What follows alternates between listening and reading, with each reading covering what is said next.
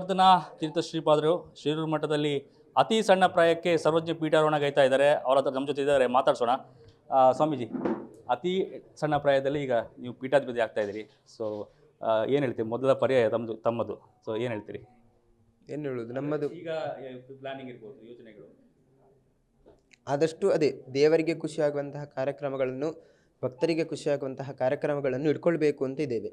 ಅದಕ್ಕೋಸ್ಕರ ದೇವರಿಗೆ ಖುಷಿಯಾಗುವುದು ವೇದಗಳಿಂದ. ಹಾಗಾಗಿ ಆ ಪೌರುಷೇಯವಾದ ವೇದವನ್ನು ರಕ್ಷಿಸಬೇಕು, ಪಂಡಿತರಿಗೆ ಪ್ರೋತ್ಸಾಹಿಸಬೇಕು ಅಂತ ಒಂದು ಯೋಜನೆ.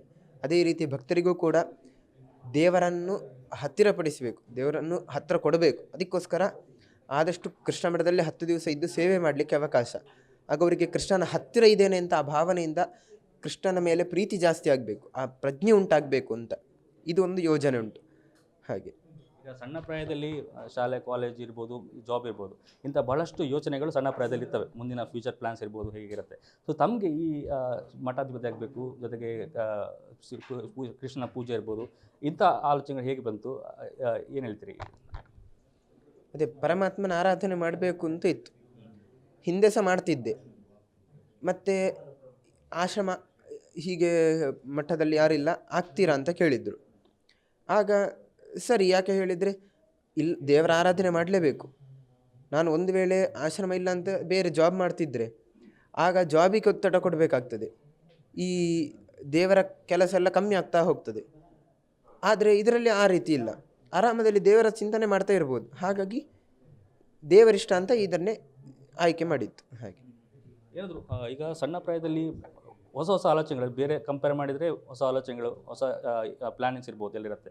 ಸೊ ಈಗ ಸಮಾಜಕ್ಕೆ ಇರ್ಬೋದು, ಈ ಕೃಷ್ಣ ಮಠದ ಭಕ್ತರಿಗಿರ್ಬೋದು, ಸೊ ಏನಾದರೂ ಹೊಸ ಯೋಚನೆ ಇದೆಯಾ? ಈ ಥರ ಮಾಡ್ಬೋದು, ಮುಂದೆ ಇಷ್ಟವರೆಗೆ ಈ ಥರ ಇತ್ತು, ಮುಂದಿನ ಈ ಥರ ಮಾಡ್ಬೋದು ಅಂತ ಏನಾದರೂ ಪ್ಲ್ಯಾನ್ ಹಾಕಿದ್ರಾ, ಅಥವಾ ಇನ್ನಷ್ಟು ಮಾಡಬೇಕಂತ ಪ್ಲ್ಯಾನ್? ಅದೇ ಒಂದು ಯೋಜನೆ ಉಂಟು, ಅಂದರೆ ಕಂಪ್ಲೀಟಾಗಿ ಬ್ಲೂ ಪ್ರಿಂಟ್ ಮಾಡಿ ರೆಡಿ ಮಾಡಿಲ್ಲ ಅಂತೂ ಹೇಳಿದ್ದೇನೆ. ಹೀಗೀಗೆ ಎಲ್ಲ ಇದರಲ್ಲಿ ಆಗಬೇಕು. ಅದು ಉಡುಪಿಯ ನಗರಾಲಂಕಾರದಲ್ಲಿ ಇರ್ಬೋದು, ಕೃಷ್ಣ ಮಠದ ಸೆಕ್ಯೂರಿಟಿ ಇರ್ಬೋದು, ವ್ಯವಸ್ಥೆ ಸಿಸ್ಟಮ್ ಇರ್ಬೋದು, ಎಲ್ಲದರಲ್ಲಿಯೂ ಕೂಡ ಬದಲಾವಣೆ ಮಾಡಲಿಕ್ಕೆ ಹೇಳಿದೆ, ಇಚ್ಛೆ ಉಂಟು. ಹಾಗೆ ಈ ಮೊದಲು ಪರ್ಯಾಯ ನೋಡ್ತಾ ಇದ್ದೀರಾ, ಅಥವಾ ಸ್ವಾಮಿಗಳಿರ್ಬೋದು, ಏನು ಪಲ್ಲಕ್ಕಿಯಲ್ಲಿ ಹೋಗೋದಿರ್ಬೋದು, ಸೊ ಇದೆಲ್ಲ ನೀವು ಸಣ್ಣ ಪ್ರಾಯದಲ್ಲಿ ನೋಡ್ತಾ ಇದ್ದೀರಾ, ಅಥವಾ ಆಗ ಏನು ಆಲೋಚನೆ ಇತ್ತು? ಈಗ ಸ್ವತಃ ತಾವೇ ಪೀಠಾರೋಹಣೆಗಾಯ್ತಾ ಇದ್ದೀರಿ, ಏನು ಹೇಳ್ತೀರಿ?